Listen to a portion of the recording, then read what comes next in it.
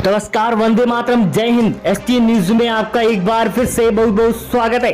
राजस्थान विधानसभा चुनाव की बात करें तो कुछ ही महीने बाकी है राजस्थान विधानसभा चुनाव में। वहीं उससे पहले एबीपी न्यूज टाइम्स ने और फलोदी सट्टा बाजार ने जो सर्वे निकाला उसको देखते हुए नेताओं की नींद उड़ी हुई है, क्योंकि इस बार राजस्थान के रण में बहुत कुछ अलग होता नजर आ सकता है। जिस तरह से देखा जाए तो राजस्थान में इस बार कांग्रेस और बीजेपी की कड़ी टक्कर देखने को मिल सकती है। वहीं इस बार आरएलपी के हनुमान बेनीवाल जिस तरह से अपनी पूरी ताकत झोंकते हुए नजर आ रहे हैं, तो उसको देखते हुए भी क्या यहाँ पर आरएलपी भी बहुत बड़ा कमाल करती हुई नजर आ सकती है। तो वहीं दूसरी ओर जिस तरह से देखा जाए तो आम आदमी पार्टी की एंट्री से किसको कितना बड़ा नुकसान होता हुआ नजर आता दिखाई दे सकता है। तो हम आपको दिखाने जा रहे हैं राजस्थान की 200 विधानसभा सीटों का सबसे बड़ा और सटीक सर्वे। तो आप वीडियो के लास्ट तक जरूर बने रहिए और वीडियो पर नए हैं तो हमारे चैनल को सब्सक्राइब जरूर करें। वहीं राजस्थान के रण में इस बार क्या यहाँ पर बीजेपी अपनी बाजी मार सकती है या फिर कांग्रेस फिर से अपनी सरकार बनाती हुई नजर आ सकती है। फ्री के वादों को लेकर देखते हुए यहाँ पर जिस तरह से देखा जाए तो मोबाइल जो यहाँ पर कांग्रेस सरकार देती नजर आ रही है, उसको देखते हुए यहाँ पर क्या कांग्रेस को ज्यादा सीटें मिलेगी या फिर बीजेपी यहाँ पर अपनी बाजी मारती हुई नजर आ सकती है। क्या एक बार फिर मोदी लहर काम आती नजर आ सकती है। तो आपको ले चलते हैं राजस्थान की 200 विधानसभा सीटों पर। तो सबसे पहले आपको दिखाते हैं सबसे पहले हमारे बीच में भीलवाड़ा, जहां पर 7 विधानसभा सीटें हैं, तो यहाँ पर 6 यहाँ पर बीजेपी के खाते में जा रही है, तो एक कांग्रेस को, वही आम आदमी पार्टी और आरएलपी के खाते में यहाँ से 0-0 सीट मिलती हुई नजर आ रही है। वही अगला जिला हमारे बीच में आ गया है जयपुर, जहां पर 19 विधानसभा सीटें यहाँ पर 13 बीजेपी के खाते में जा रही है, तो 5 सीटें यहाँ पर कांग्रेस को मिल रही है, तो एक आम आदमी पार्टी के खाते में जाती हुई नजर आ रही। वहीं आरएलपी और अन्य को यहाँ पर 0-0 सीट मिल रही है।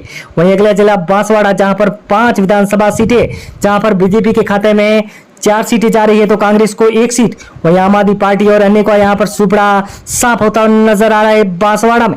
वहीं अगला जिला हमारे बीच में आ गया है नागौर, जहां पर 10 विधानसभा सीटें हैं, तो यहाँ पर बीजेपी को 5 और 3 कांग्रेस को मिल रही है।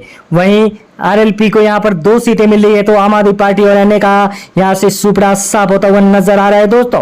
वहीं हम आपको ले चलते हैं अगला जिला, जहां पर डूंगरपुर की अगर 4 विधानसभा सीटों की बात करें तो बीजेपी को 3 सीटें मिल रही है। वहीं यहाँ पर कांग्रेस को 1 और आम आदमी पार्टी और आरएलपी अन्य खाते में 0-0 सीट जा रही है दोस्तों। अगर बात करें इस बार तो बीजेपी को सबसे ज्यादा सीटें मिलती हुई नजर आ रही है। वहीं अगला जिला बाड़मेर, जहां पर 7 विधानसभा सीटें हैं, तो यहाँ पर 5 बीजेपी को मिल रही है, तो 2 कांग्रेस के खाते में जाती हुई नजर आ रही है आरएलपी, और यहाँ पर आम आदमी पार्टी को 0-0 सीट मिलती हुई नजर आ रही है दोस्तों। वहीं अगला जिला हम आपके बीच में लेकर आ रहे हैं कोटा, जहां पर 6 विधानसभा सीटें हैं, तो 6 में से 4 यहाँ पर बीजेपी को मिल रही है, तो 2 कांग्रेस के खाते में जा रही है। वहीं आम आदमी पार्टी और आरएलपी को यहाँ से 0-0 सीटें मिलती हुई नजर आ रही है दोस्तों। अगर देखा जाए तो आम आदमी पार्टी भी कुछ कमाल करती हुई नजर नहीं आ रही। वहीं सवाई माधोपुर की 4 विधानसभा सीटों की बात करें तो 2 बीजेपी और 2 कांग्रेस के खाते में जाती हुई नजर आ रही है, तो आम आदमी पार्टी और आरएलपी और अन्य को यहाँ से 0-0 सीटें मिलती हुई नजर आ रही। वहीं अगला जिला हम आपके बीच में लेकर आ रहे हैं झालावाड़, जहां पर 4 विधानसभा सीटें हैं, तो 4 में से 3 बीजेपी और 1 कांग्रेस के खाते में जा रही। वहीं अन्य के खाते में यहाँ से 0-0 सीटें मिलती हुई नजर आ रही है दोस्तों। झालावाड़ा में भी यहाँ पर बहुत बड़ा दबदबा दिखाई दे रहा है बीजेपी का। वहीं अगला जिला चित्तौड़गढ़ की बात करें तो 5 विधानसभा सीटें हैं, जहां पर 3 बीजेपी और 2 कांग्रेस को मिल रही है। आम आदमी पार्टी और आरएलपी और अन्य के खाते में यहाँ से 0-0 सीट जाती हुई नजर आती दिखाई दे रही है दोस्तों। वहीं अगला जिला हम आपके बीच में लेकर आए हैं प्रतापगढ़, जहां पर 2 विधानसभा सीटें हैं, तो 2 में से 1 कांग्रेस और 1 बीजेपी के खाते में जा रही है। कांग्रेस और बीजेपी की यहाँ पर कड़ी टक्कर साफ नजर आ रही है।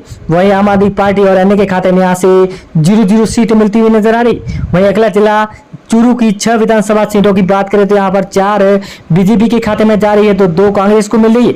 वहीं आम आदमी पार्टी और आरएलपी और अन्य को यहाँ से 0-0 सीट मिलती हुई नजर आ रही है। यहाँ पर बीजेपी को बहुत ज्यादा लीड मिलती हुई नजर आ रही।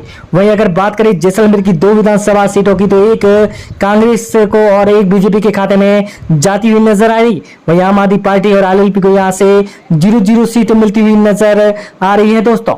वहीं अगला जिला हम आपके बीच में ला रहे हैं, जहां पर बात करें झुंझुनू की 8 विधानसभा सीटों की, तो यहाँ पर कांग्रेस के खाते में 3 सीटें हैं तो बीजेपी को 4 मिल रही। वहीं आम आदमी पार्टी के खाते में 0 और आरएलपी का यहां से 1 सीट मिलती हुई नजर आ रही है। वहीं अन्य को 0 सीट मिल रही है। वहीं अगला जिला गंगानगर, जहां पर 6 विधानसभा सीटें हैं, यहां से बीजेपी को 3 सीटें मिल रही है। वहीं कांग्रेस के खाते में 2 सीटें जा रही। वहीं आरएलपी को 0 सीट और जहां पर आम आदमी पार्टी को 0 और आरएलपी के खाते में 1 सीट जाती हुई नजर आ रही। वहीं उदयपुर की 8 विधानसभा सीटों की बात करें तो यहाँ पर बीजेपी को 4 सीटें मिल रही हैं। वहीं कांग्रेस के खाते में 1 सीट और अन्य को यहाँ से 1 सीट मिलती हुई नजर आ रही है। दोस्तों, यहाँ पर आम आदमी पार्टी और आरएलपी को 0-0 सीट मिलती हुई नजर आ रही।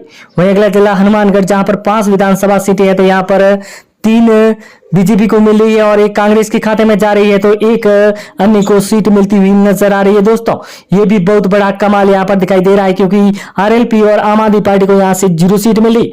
वहीं पाली की 6 विधानसभा सीटों की बात करें तो 4 बीजेपी और 2 कांग्रेस के खाते में जा रही है और अन्य को यहाँ से 0-0 सीट मिलती हुई नजर आ रही है। दोस्तों, ये भी बहुत बड़ा उलटफेर दिखता हुआ नजर आ रहा है जिस तरह से देखा जाए पाली में।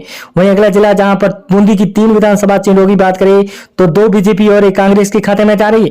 वहीं अन्य को यहाँ से 0-0 सीटें मिलती हुई नजर आ रही है। दोस्तों, यहाँ भी बहुत बड़ा उलटफेर होता हुआ नजर आता दिखाई दे रहा है। वहीं अगला जिला हमारे बीच में आ गया है राजसमंद, जहां पर 4 विधानसभा सीटें हैं तो 2 बीजेपी और 2 कांग्रेस के खाते में जा रही है और आरएलपी और आम आदमी पार्टी और अन्य के खाते में 0-0 सीट जा रही है। राजसमंद में कांटे की टक्कर दिखाई दे रही है बीजेपी और कांग्रेस के बीच में। वहीं अगला जिला हमारे बीच में आ गया है दौसा, जहां पर 5 विधानसभा सीटें, 5 में से 3 बीजेपी और 2 कांग्रेस को मिल रही है। आम आदमी पार्टी को यहाँ से 0 सीट है। वहीं आरएलपी को 0 और अन्य के खाते में भी 0 सीट जाती हुई नजर आती दिखाई दे रही है। दोस्तों, अगर अगले जिले की बात करें जोधपुर की, तो 8 विधानसभा सीटें है, जहां से 5 बीजेपी को और 3 कांग्रेस के खाते में जाती हुई नजर आ रही है। आम आदमी पार्टी और आरएलपी को यहाँ से 0-0 सीटें मिल रही है।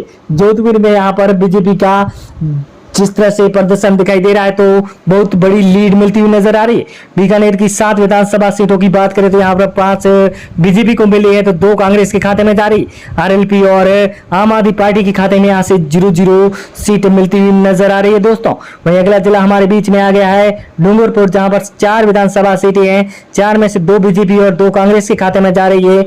आम आदमी पार्टी और आरएलपी को यहाँ से 0-0 सीट है और अन्य के खाते में भी 0 सीट जाती हुई नजर आ रही। अगर अगले जिले की बात करें तो हमारे बीच में धौलपुर, जहां पर 4 विधानसभा सीटें, 4 में से यहां पर बीजेपी को 1 सीट मिल रही है। यहां पर कांग्रेस को बहुत ज्यादा लीड मिली है, 3 सीटें, वहीं अन्य को यहां से 0-0 सीट मिली है। धौलपुर में यहां पर बहुत बड़ा उलटफेर होता हुआ नजर आता दिखाई दे रहा है। वहीं अगला जिला सीकर की बात करें तो सीकर में यहां पर 8 विधानसभा सीटें है तो 4 यहां पर बीजेपी को मिली है तो 3 कांग्रेस को और 1 आरएलपी को जाती हुई नजर आ रही है। दोस्तों, जिस तरह से 200 विधानसभा सीटों की बात करें तो यहाँ पर बीजेपी को सबसे ज्यादा सीटें